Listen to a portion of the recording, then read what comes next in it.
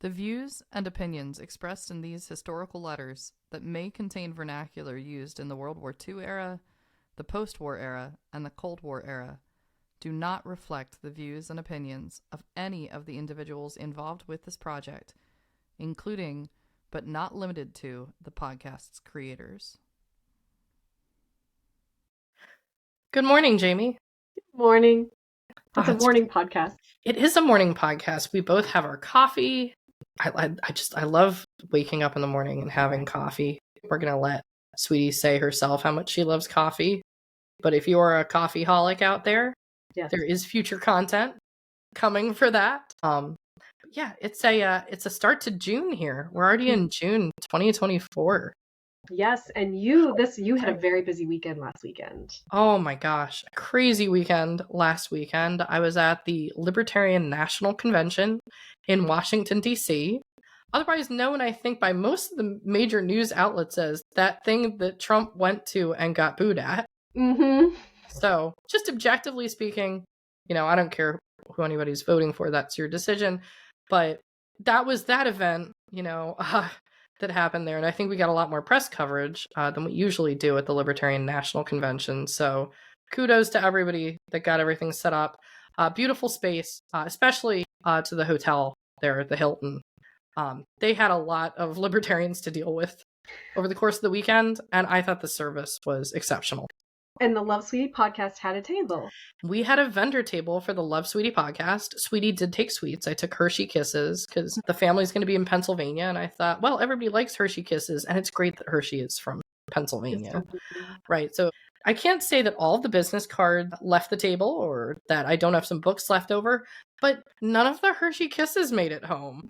Somehow everybody was very relieved to have extra chocolates around over the course of the weekend. I bet. But, so, how was the table received?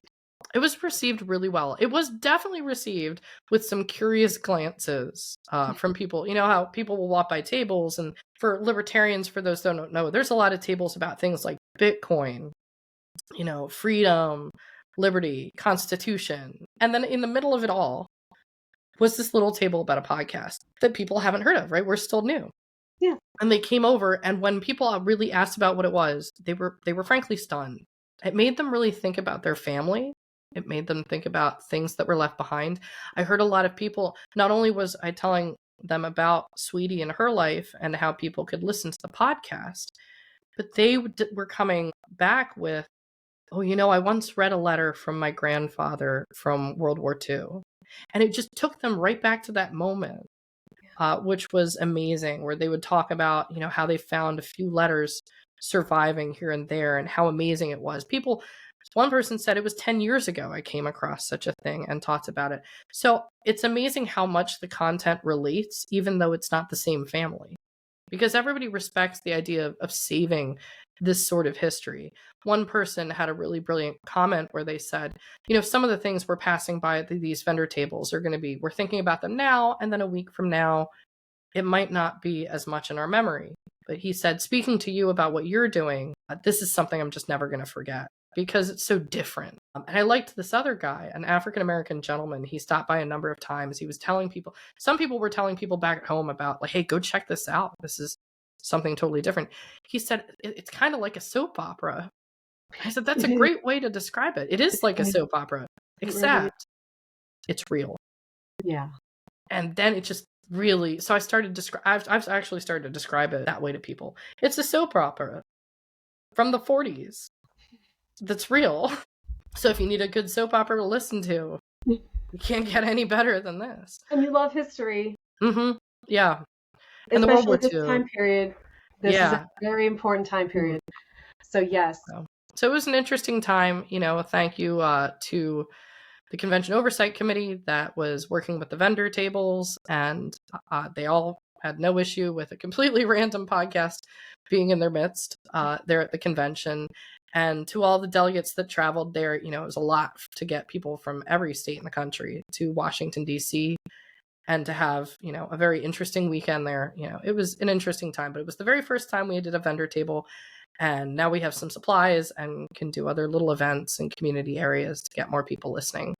And if you are here because you saw the vendor table at the National Convention, welcome.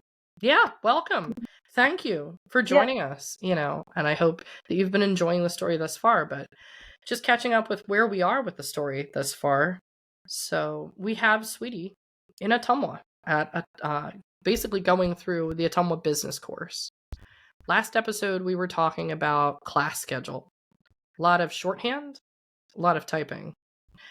And today we've got 3 letters in which Sweetie's writing to her sister Jean. She's going to update a lot about life in Ottumwa and what's going on. And then there's a big update with Jean that's going to be a very interesting letter today from June. But Jamie, do you think we should just dive into the first letter here? Let us dive in. Awesome. So this is from April 21st, 1942.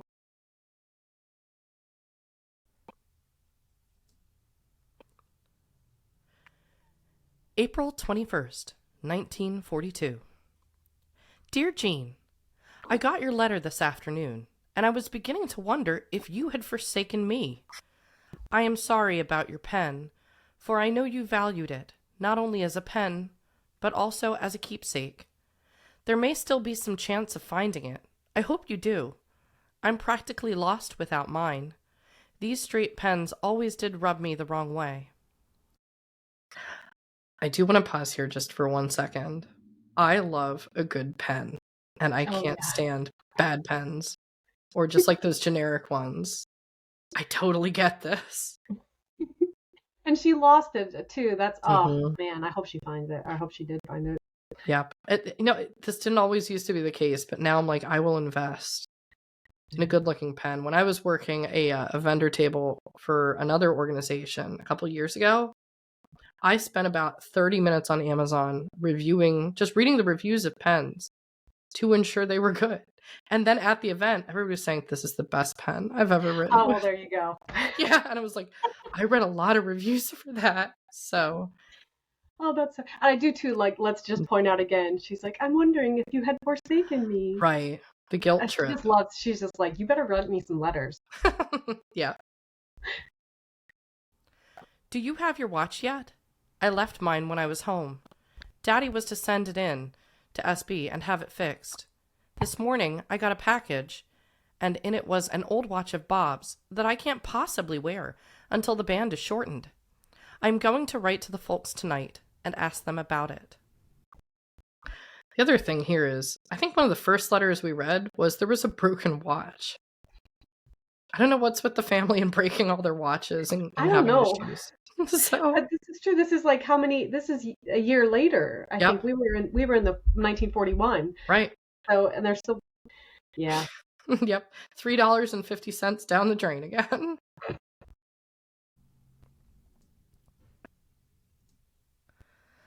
I do not have the mumps. I doubt very much if I ever did have them, though I must say I had some suspicious symptoms. The soreness soon left, and except for a tired feeling, I'm okay. Poor Dawn had them pretty hard, and I'm afraid the silly thing isn't staying in long enough. What if I don't have the mumps? You can increase my mail anyway, can't you? I don't think it makes much difference whether your vacation comes in June or August. Perhaps June would be better, since I hope to have a job by August. Yes, I think June would be best. I heard from Bob just this last few days, and he told me about being stationed at Honolulu. Yes, I think he should write it to the folks himself. I must write to him tonight, too. He seems very blue and depressed. I think you should do the same as Mom told me. Don't wait for him to write to you, but you write to him regardless of whether he owes you a letter. Do you have his more recent address? And just a note here, because they're, of course, wanting to get information from their brothers who are in the service. Mm-hmm. We're going to hear about the various places where Bob and where Frank are going to be stationed. So now we're keeping sort of mental track of things, that Bob is clearly over on the West Coast and he's in Hawaii through the service. Whether he's going to stay there remains to be seen. But one of the things is really keeping track of how to get the mail to the guys at the front or that are stationed at various areas, because they're going to be moved around a lot in World War II. So, and it's usually it's give a letter, get a letter. Right. And for Bob, they're like, no, just Just write to keep him. writing. Write to him. I'm sure that's probably one of the Mm-hmm. things that brought him joy. Yeah. That she's a sweet person. Yes. Frank never writes to me. I've heard from him once since he met Maida. That girl must be something wonderful to monopolize so much of his time. I'm not particularly curious to see her. In fact, I rather dread it. I could make it home any weekend if I happen to have the money that the bus ticket requires. This is also very interesting because I think it was in the previous episode that Laura, the mother, said, Frank's not writing because he's so obsessed with Maida. Yeah. And we have yet to see the picture of Maida. Frank and Maida are clearly very serious. And everybody's got the same commentary here, even the mother. He's distracted. He's completely distracted with his girl. So I'm happy for Frank. But why she dreads it, I'm not too clear on why she's dreading meeting Maida. She was okay meeting Florence's brothers. There didn't seem to be a question there, but something's going on. If he is ignoring his family more to spend time, then she's probably worried that she won't like her. I mean, because it seems very clear that he is definitely, he's enamored with this woman. He loves her. And and everybody's getting married because it's the war. So yeah, I can imagine her like, what if we don't like her? So yeah, I guess we'll find out.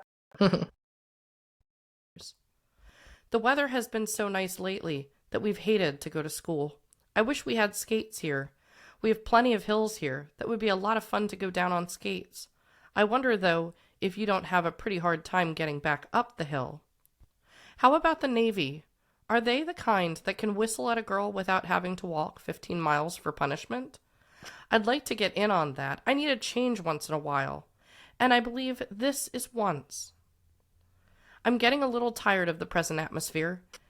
He's the guy that breaks his back to do just whatever I ask or even hint for.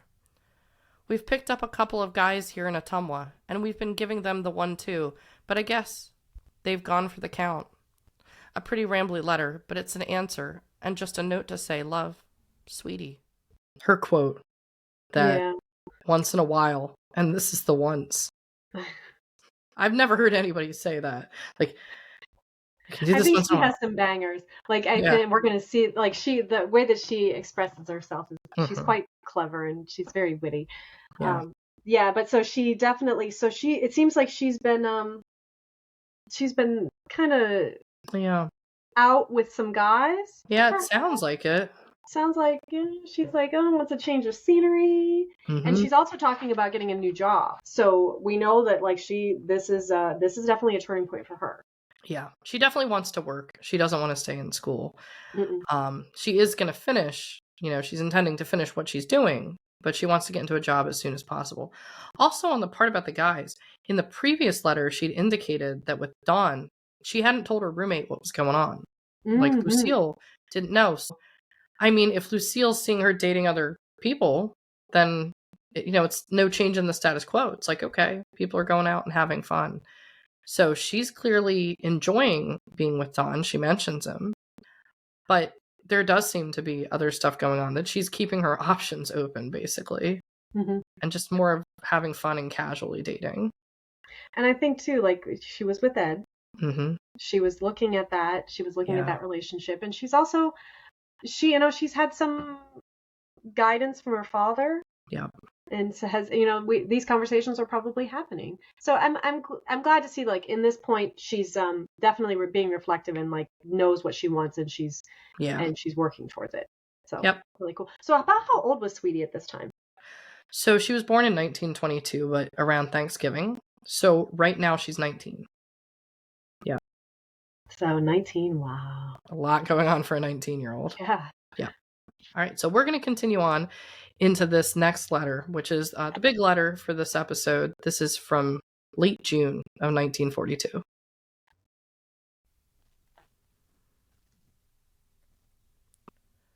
Ottumwa, June 27th, 1942.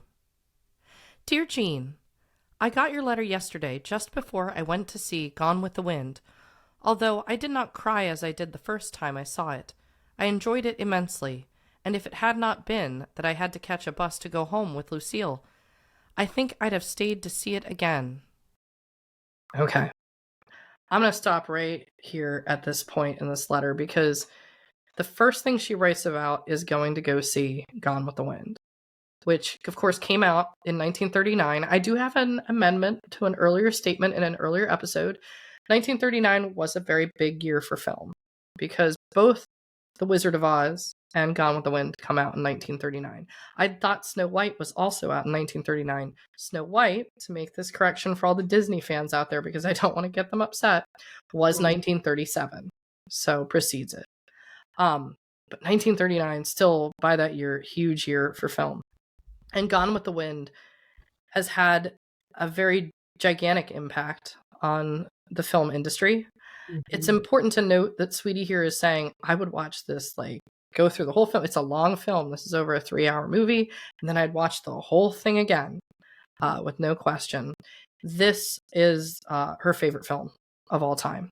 I remember, all the way through as I knew her, this is her favorite film of all time. And I think it was for a lot of people in that generation because it was such a monumental film to come out. That being said, there's a lot of issues today with a lot of the subject material and the way it's presented in the film Gone with the Wind, which is coming out of the very famous book. I have a friend today where that's one of her favorite books of all time is the Margaret Mitchell, Gone with the Wind.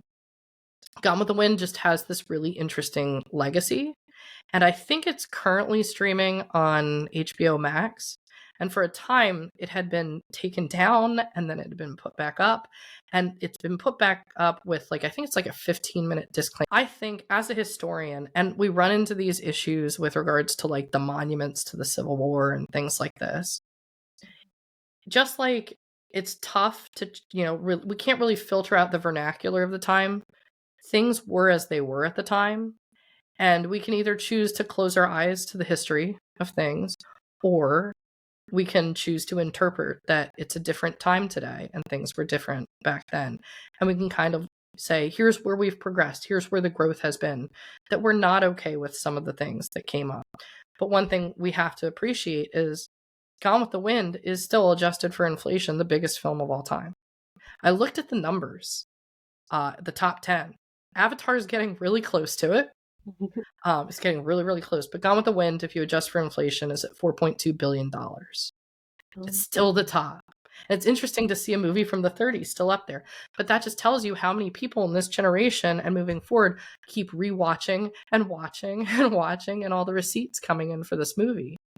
We had Hattie McDaniel win an Academy Award in this film. She's the first African American to win an Academy Award is for Gone with the Wind. The events surrounding what happened at the Oscars when she accepted that award is a problem of the past. There were issues about that. And I think it's interesting for our audience. It's certainly something to research, to look into. This is not a movie that I think everybody should just censor out of their minds as ever having existed, because it is too, monumental for the times. But we just have to treat it as it is. And we also have to recognize that in 1942, there are still kids whose parents were in the Civil War. Yeah. That people are more connected to that story because they're much closer connected. There were still survivors at that time, like drummer boys, I believe, in 42. Civil War ends in 1865. This is 80 years later. So there's a couple 100-year-olds that are still out there. It's just, it's of its own time. She's going to bring it up in letters every now. Oh, I got to go see Gone with the Wind again because it's that movie for that generation. Yes. That was so big. $4.2 billion worth big that has never been toppled from that list. But there's a lot to think about with it. So I wanted to take a moment as a historian to be like, one of the things is just not blinding ourselves to the way things were, but just like in these letters, anything that might be seen today as being maybe a bit of a problematic subject, we just have to look to interpret it in the proper way of our generation and what goes on. So we do ourselves no favors, right, by completely disregarding it. Right. Yeah. And it's better to look at it and watch Mhm. it and understand that part of the time. And I also think that if if you are offended by something, Yeah. if you're offended by something that is it was in the movie, Mhm. that happened in 1939. Right. This Mhm. movie was in 1939. It's good to understand that we can't change anything just by being offended. Like we Right. can't, like there is nothing that we can do about this time period. It's best to just learn about it, understand it, Mhm. and move forward on our own behavior. Yep. We can't alter the behavior of the past. We can like say, you know, we would remake a movie, Yeah. but it's better to just learn from it and move forward. Right. Yeah. So I'm just going to appreciate that they appreciate at that time a monumental piece of filmmaking and just basically leave it at that. So I didn't quite understand what had happened about the who had stacked it and where and why didn't you get it? I don't know if John D. got a commission. Bernadine didn't know. Did I tell you that she was leaving for Wichita? She's going to try to find a job there. Frances Altman is going with her. I got a special delivery from Mom Thursday morning telling me that they were taking Emma to Sheraton to have 2 teeth pulled before taking her to Des Moines Saturday. I was to go and have mine looked after and then take Emma to Des Moines. I got to Sheraton, met the folks, and we went to the dentist. He liked Emma immensely and decided that it would be better to wait until the teeth weren't sore and then have them pulled. He looked at mine and said it would be okay. And Mom had one pulled. Dad said they would keep her until her teeth were fixed. And so I just got on the bus at Sheraton and came back to Ottumwa. something as mundane as the dentist. Jamie, I don't know about you, but I've had really rough experiences getting teeth pulled, and this is so Oh, casually written. No Novocaine, right? That's not a I'm thing back not. then. Like, oh, we're just gonna go get our teeth pulled, and this will be great. I'm pretty sure it took a lot for me to be able to get my teeth pulled when I was younger. I was actually what the little bit of anesthesia. I actually got knocked out for my 2 bottom teeth to get pulled at one point because I just could not. I mean, I guess I just don't have the will or the casual nature to have this done as they did back then. Were they baby teeth that you were getting pulled? No, it was like when I was like 13. I was having none of it. I was like, just knock me out. I'm not gonna make Mhm. it. Like, frying pan, whatever you gotta do. Like, Oh, I'd rather that just like, nope, she's gotta be out. And I know like my dad just remembers this whole experience as I was getting, it was the bottom teeth too. oh, Top teeth, I was okay through that. I wouldn't say I was okay, but I didn't have to be like out of it basically. I've Yeah. always had really great experiences at the dentist. Like I Mhm. don't like I've never had a problem. Like, well, I mean, like I've had cavities and I've had like work done. Mhm. I had a veneer put in and I was Okay. at work 10 years later and it Yeah. fell out Oh wow. and I was like I couldn't talk to anybody. I was like I had to go to the dentist right away and have one done. And the man had a machine in his office and he just made me a veneer and popped it back on. Oh wow. I know. I'm like it's That's amazing. interesting. Yeah, so like so it was kind of casual, but it's really funny that yeah, she's like they're just pulling teeth and I guess Yep. that they're keeping MA. Right. Yeah. So I guess Uh they didn't do what they were gonna do, so she doesn't wind up in Des Moines. So she just heads back. But yeah, just like the little stuff. I don't think too much like I don't know, tons of in dentistry certainly has changed. oh yeah. But this whole thing of like, oh, the family's going to the dentist and we're gonna organize our appointments.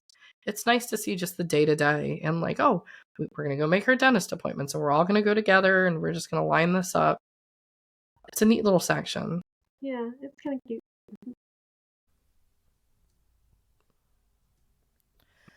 I did cry at King's Row. I guess that is the show you were talking about. You forgot to mention the name. And since we were talking about movies real quick, I did look into this. This is a film. It's actually one of the films that features Ronald Reagan. This is Ooh. one of his earlier ones, so it's something I'm going to look into. But for anyone in our audience that's listening, King's Row, definitely a film from 1942. I believe it did come out that year, and Reagan's in it. I'm sorry for Rose and Arnie. Perhaps things will work out for them. Why didn't they go ahead and get married anyway, as Bob and Florence did? Do you think you'll stand any chance of getting rid of your freshman roommate? I can appreciate your dislike of the long hair. It would more than likely make me irp. Now, since the conversational chit-chat has been taken care of, about this Bob, he has a very nice personality and one of those $1,000,000 smiles that so very few people are blessed with. His brown eyes are very outstanding. I can truthfully say I like him, but at the same time, I'm somewhat prejudiced. Ed used to call me Carrie Nation when I'd talk to him about drinking and stuff. That little incident at Knoxville did not go too well with me. If you call me old-fashioned, I'm perfectly content to stay that way, and I vow again, as I always have, that I will never marry a man that drinks. Okay, so here we're getting into the big content of this letter. Mm-hmm.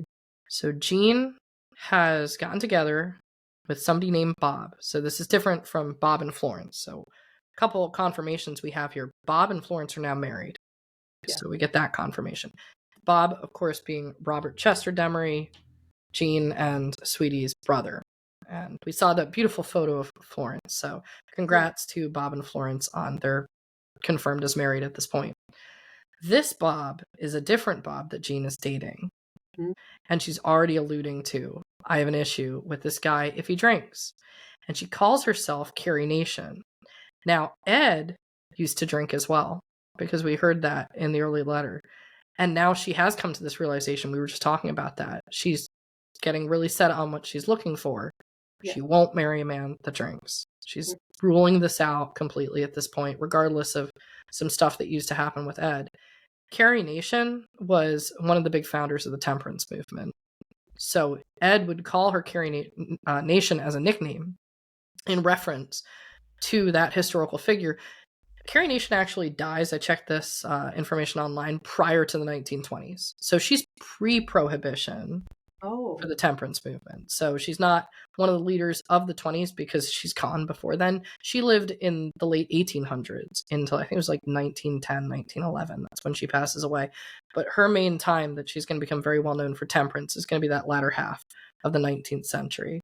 But obviously, Sweetie was so big on not drinking that she's got this nickname with her former boyfriend. So she's going to have a lot of concerns if her closest friend, her sister, is getting into a very serious relationship with someone who is drinking, especially after her recent experiences with Ed. Yes, she definitely has a line in the sand. Mm-hmm. Yeah, she's drawing it now, for sure. You asked me if you should accept a diamond from him. You asked me at a most time, for you know darn well I could not have answered that question before you had to make your decision. You know that is a serious step to take. If you accept a diamond, you can't ever be as free, easy, and independent again, because you'll have to take into consideration that Bob might not like it. There's your differences of religion. Almost inevitably, you will have to accept his religion as your own. Swallow ideas of religion that you have never before had to follow. His drinking would be to me the most serious problem. As a nurse, you should know what the possibilities are of dangers to your children because of a father who drinks. Of course, I do not know how often he shakes up Junior, but I do know in my own mind that it is too often. I hope you'll stop to think over all the darker possibilities. As he grows older, he may fall more and more upon Junior, and if such were the case, it could only mean that more and more of the responsibility would be shifted from his shoulders to yours. The family problems would be yours to face when he found solace in Junior. Yeah.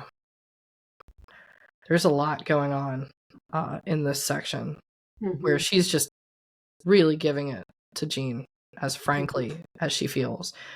We got 3 sections here really within one page, which is the women and the sense of independence versus not independence once they're married, from the 40s perspective at least.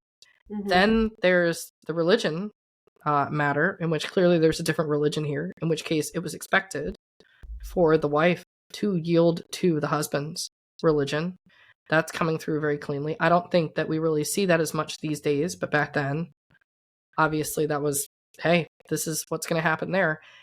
And then there's the concern, especially because she's calling out Jean being a nurse, her mother being a nurse, her father being a doctor, them having seen cases of being concerned that if someone is excessively drinking, that there's going to be some sort of abuse or neglect on another individual.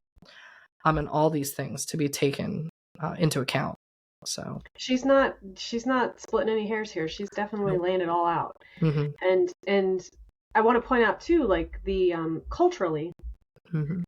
and this is actually coming into the 40s and seeing this kind of thing, where if you accept a diamond, you can't ever be as free, easy, and independent again, because you'll have to take into consideration that Bob might not like it. Mm-hmm. So this is really interesting. This is to see the dynamics of what a relationship should be. So, I mean, I would consider myself more traditional. Mm-hmm. And when you have a more traditional marriage, there are things that you have to take into consideration. It's not, and I think that in any marriage, you also have to take into consideration what your partner's expectations are and how they feel. And this was something back in this time that, you know, when you follow along, that's what happens. The woman follows the husband's family. And I think we're seeing here that, you know, there can be some pushback against that. Mm-hmm. And we're starting to see this. We're starting to see like this, the movement where women were more independent and more able to do things, because even Sweetie says that when you get married, that's what you're expected to do. You're expected to be the support for your husband. You're expected to take care of the home. You're expected to Mm-hmm. take care of the children. And that might not be something that you want to do. That might be things that, like, you know, you have to take into consideration. There's things that you can do as a woman now that you wouldn't be able to do in a marriage.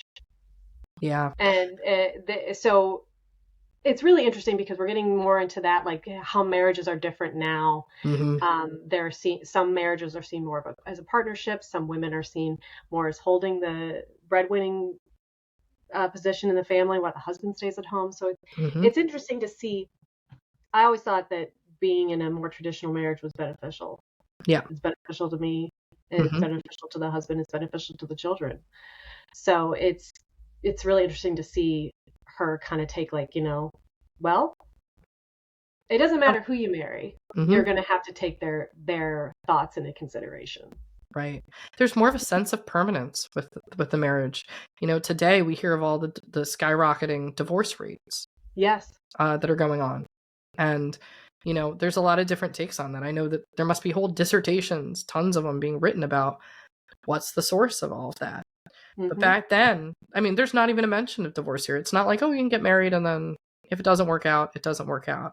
This is the exact opposite. Yeah.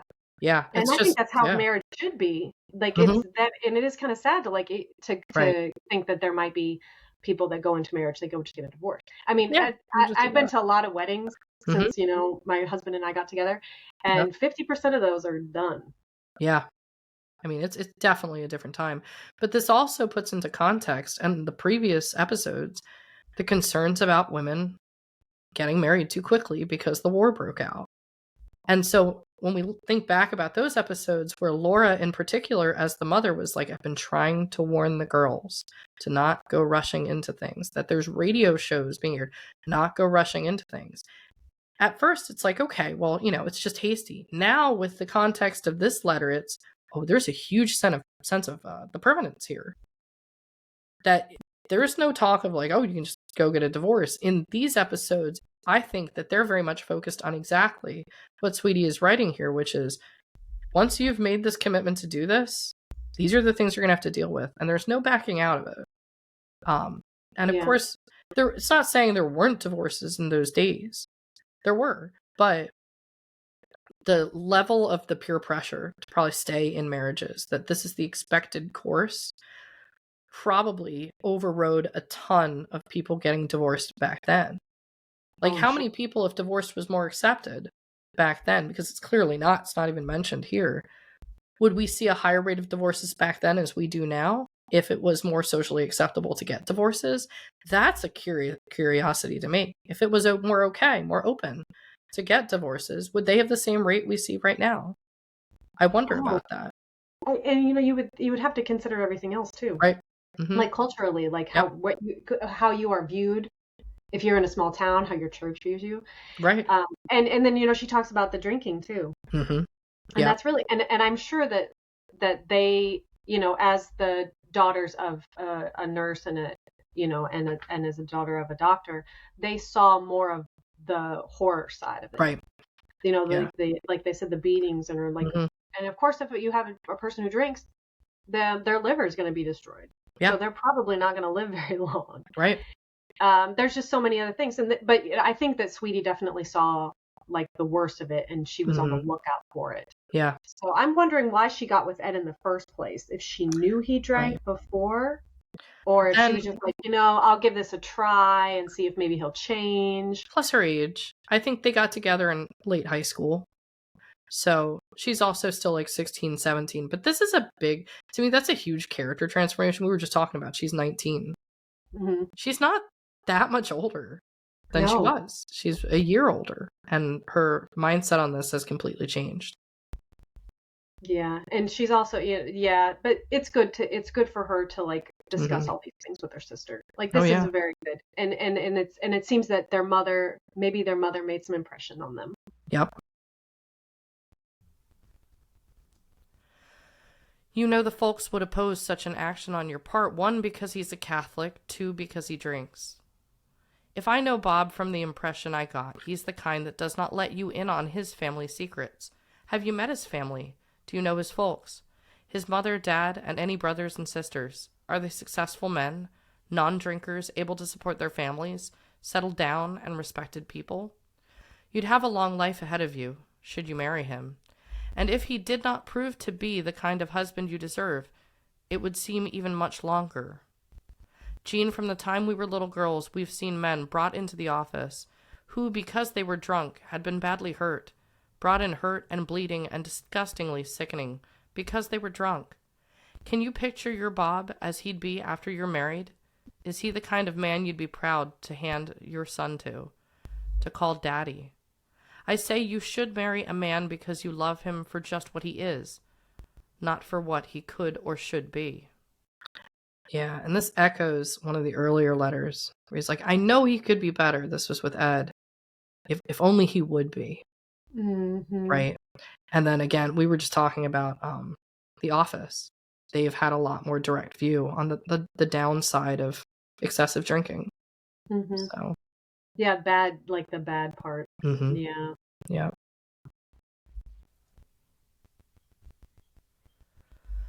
Of course, I've given you all the worst paints of the problem. You should think pretty darn hard upon the matter before you commit yourself on anything as permanent as that. On the other hand, I say this. Look it all up and down. And if you find you think enough of Bob to face the opposition of the folks, accept his Catholic religion as your own and marry him, with the knowledge that he does drink. If you love him that much, then I say marry the man, and I'll give you my blessing and be the best sister-in-law he's ever had. But be sure, Jean, be sure. I think I learned a lot about Ed, too late to do any good I know, that I'd have married him in a minute, once. But me and Carrie Nation, we had a lot in common. I console myself by saying I'm probably better off, but that doesn't make me feel one bit better, and it doesn't remove the deep feeling of regret I still have. And I love the support to the sister here. Mm-hmm. That it's unconditional. Yeah. Love that she has towards her sister here. And she's like, this is permanent. Mm-hmm. This is a permanent, like you said, this divorce was really not anything that was on the table. It shouldn't be. Right. It shouldn't be. It should be, once you get into this commitment, you should make it and live it and work towards it. But she's like, look it up and down. And she did. She gave all the worst points. She gave the absolute worst. And if you can still, after all of this, and I just think it's just it's a testament to how much she's grown. Yeah. And I say this to, like, talking with people and stuff. I think that people, and if this is true for me, you have a relationship that kind of teaches you what you can put up with. Right. You have that relationship that teaches you like what you find important and what you don't find important, like a serious relationship. And, you think it's the most wonderful relationship ever. And then it's just like you get through it and you're like, no, this can't work, And I think that's what she's going through. Yeah. She feels regret about Ed. She obviously did care for him a lot. but there was just some things that she couldn't back down on, and I'm so glad that she's, was strong enough to realize that. Yeah, that she made the right choice. She really did.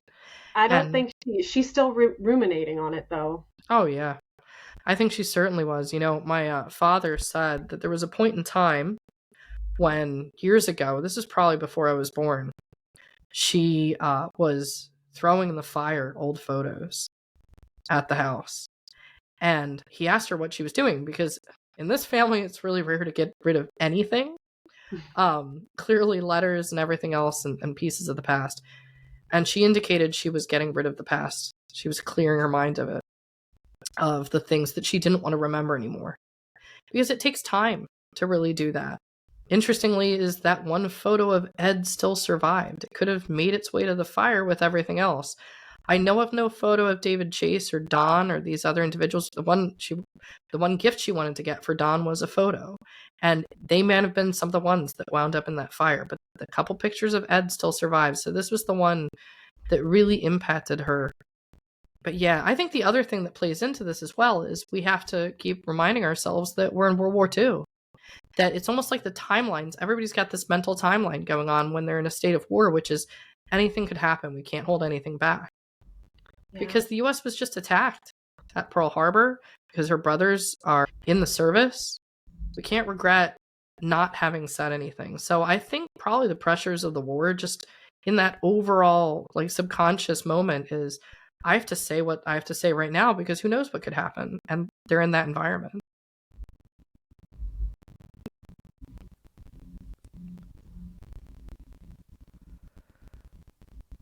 Nobody else can live your life for you. They can predict a sorrowful end and say, I told you so, and all that. But there isn't a person in the world, however sorry they may be, that can possibly bear the heartache of a disillusioned girl.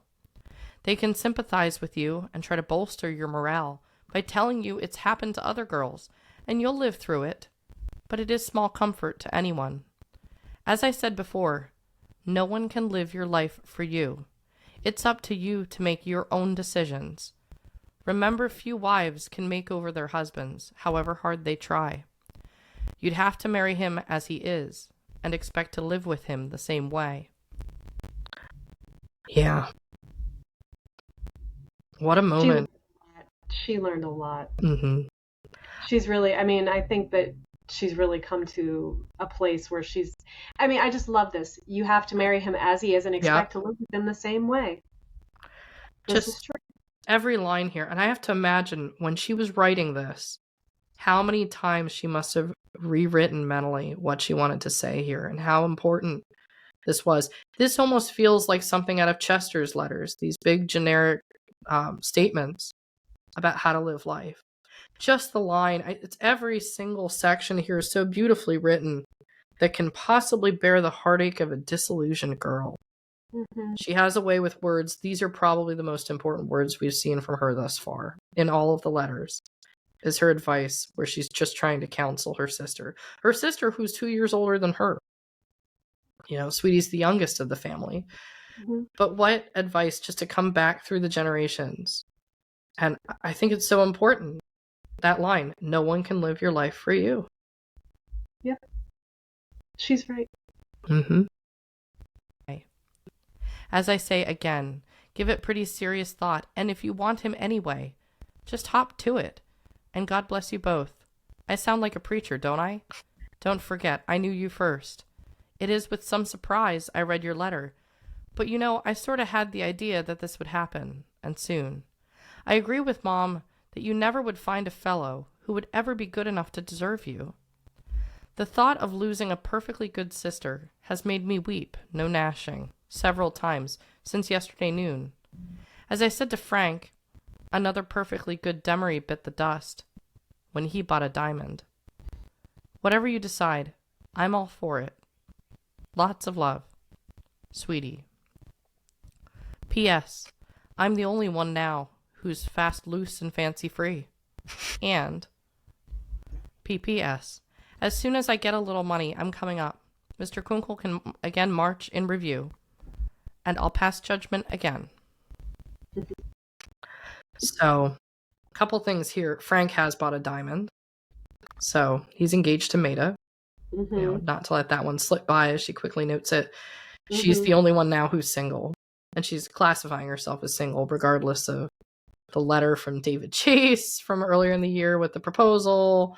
I think she's a little bitter. Yeah. Yeah. I think she's a little bit. She was this close with Ed. Yeah. She was this close. She was super close. Yeah. What I love too is she's like, you know what? I'm done with Parsons. I'm going to another place. I'm done with Ed. Yep. I mean, she's obviously like, she's got time on her hands, and she's like thinking about Ed and thinking about what could have been. And like, then she's seeing her sister and her brother, and they're like going off into their own relationships. And I can imagine that's definitely affecting her. Yeah, definitely. It's so sad, but it also, it's good. She's growing. Yes. She's growing. Yeah. And in that growth, we're going to get here to the midpoint of summer 1942 as she finishes up at the business school. And she starts to set her sights. This next letter is it's a shorter letter. It's a bit more of a tease towards the next episode of where things are about to head with career. But it's important to note here that we're starting to get an advancement and a progress of her situation in Ottumwa. So this is from July 1942. July 9th, 1942. Dear Jean, thanks for writing to me about Steve. I've already written to him. I wish I could think of something I could do, something very inexpensive but entertaining that I could send him to pass away the time. Would you please drop me a postal card right away telling me when he'll be dismissed? If you do it right away, I'd know whether or not to try and find something that would entertain him. My tuition ran out this week. If I'd known, I'd have stayed there to look for a job, but I didn't know it then, and it cost too much to come back again. As I told you, Don's birthday was last week, and I was to get him a gift in Iowa City, but I forgot it was the 4th, and that the stores would be closed. So I had to wait. I did get him a little knife with Don engraved on it, to go on the keychain I got him some time ago. I've got to get it today. If you have heard from the folks, will you write me? And if you have any extra money, could you send me $1? So, I don't know who Steve is. That's very unclear at this time. But here's the confirmation. She's done at school. She's not going to return back. She's going to be looking for a job. The other thing, we've got our ledger book running, Jamie. The extra money, she literally would like $1. Just $1. And that's enough. That's all she needs. You know, so nice time back then when you could ask for $1. They would send it in the mail? They just send it in the mail? I think they would just mail it. Yeah. Exactly. I would not mail money in this day and age. Nope. Venmo, and all the rest. Yeah. But of course, right. Yeah, that's what they're going to do.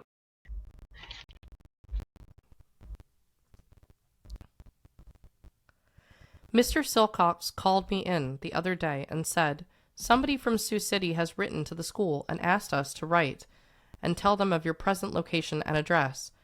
I asked who it was, and he said, don't you know anybody there? I said I absolutely will not give you permission to do it until I know who it is. It turned out to be David Chase. He's had a big advancement, has been made program director of the new station at Sioux City.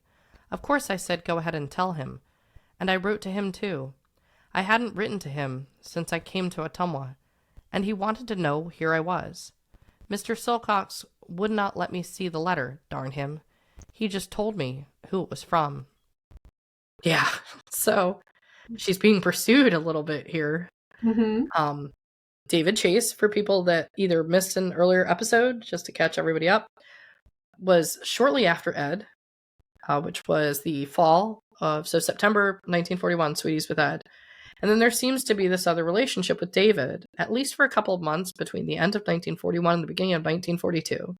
And then, Jamie, what did David do the last time we heard about what David Chase was doing? David Chase proposed through the mail. Woohoo! Proposal by mail. You can send money, you can send proposals. Yeah, it's perfectly fine. You can send watches. But so David Chase thought, you know what's a good idea? I'm going to write you a letter to ask you to marry me. Yep. And she took a little while getting back to him about that, didn't she? Yeah, it So, sounds like she never did, because she says, I hadn't written to him since I came to Ottumwa. She was in Ottumwa when she said I didn't know what to say. So I think she just never responded. And he's looking for her because maybe he's thinking, because he's wondering where she is. Like, maybe I wrote to the wrong address. Maybe she didn't get my proposal by mail. So, I really hope that he wasn't like, maybe she doesn't want to get married, and that's what she's.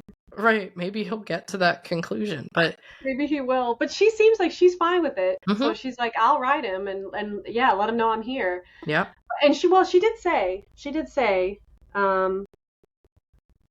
no, she never ever wrote him. Yeah. Wow. Yeah. And then the other thing, the person in the office, give her the letter. What are you withholding this for at this point?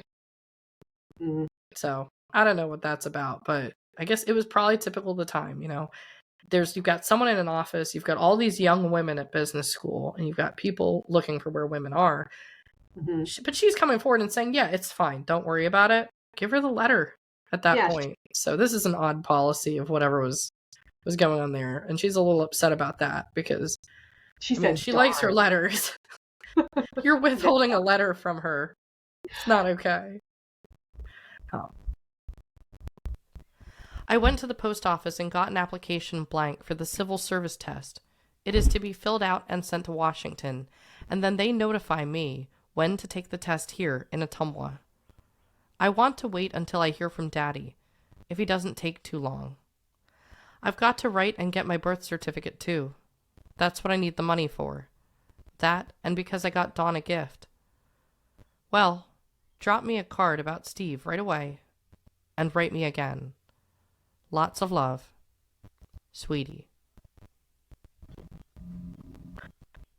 Yeah, and the most important thing here is the civil service test. Yeah. That's coming up.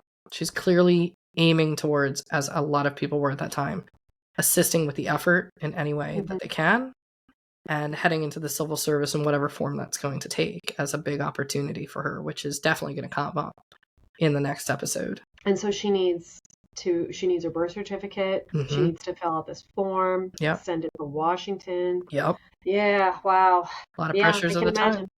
Mm-hmm, that was the time. Yep. Well, I guess that's it for today's episode, Jamie. For our audience, again, check out the podcast website if you haven't already. www.lovesweetiepodcast.com. Like, share, and subscribe.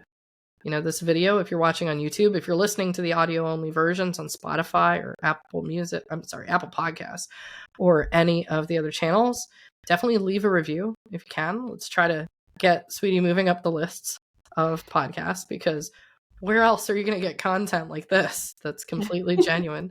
And we really appreciate all of our active listeners. I've been seeing the number of subscribers going up and the number of views going up. So I take that as an indication that people are enjoying the content. I mean, I absolutely delight Jamie every time we get to talk and go through these letters. This is so fun. This is so fun. And I definitely am looking forward to finding a little bit more out about David Chase. Yeah. What's he doing? She's being pursued. Yeah. Yes, but anyway, always so fun. Thank you. And we'll see you guys next Sunday. See you guys next week. Thank you for listening to this episode of the Love Sweetie podcast. For more information on Sweetie and her life, as well as more information on this podcast, please go to www.lovesweetiepodcast.com.